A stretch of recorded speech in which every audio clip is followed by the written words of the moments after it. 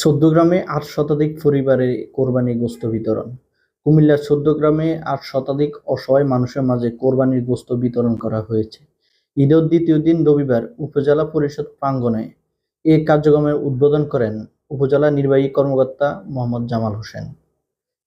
আল খায়ের foundation UK এর উদ্যোগে ও উপজেলা প্রশাসনের সহযোগিতায় পবিত্র ঈদুল আজহা উপলক্ষে ১০টি গরু জবাই দিয়ে কোরবানির আমেজ উপজেলার প্রত্যন্ত অঞ্চল থেকে আসা অসহায় মানুষের মাঝে বণ্টন করা হয়।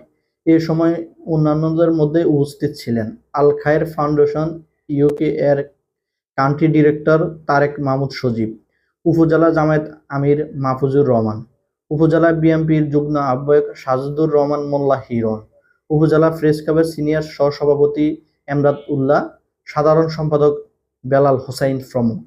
আবুল খায়ের ফাউন্ডেশন বাংলাদেশ পরিচালক তারেক মাহমুদ সজীব বলেন, গতকালে ঈদের দিন থেকে আমাদের সারা দেশে অসহায় মানুষের মাঝে কোরবানির গোশত বিতরণ কার্যক্রম চলছে। এরই অংশ হিসাবে চৌদ্দগ্রামে ১০টি গরু জবাই করা হয়েছে।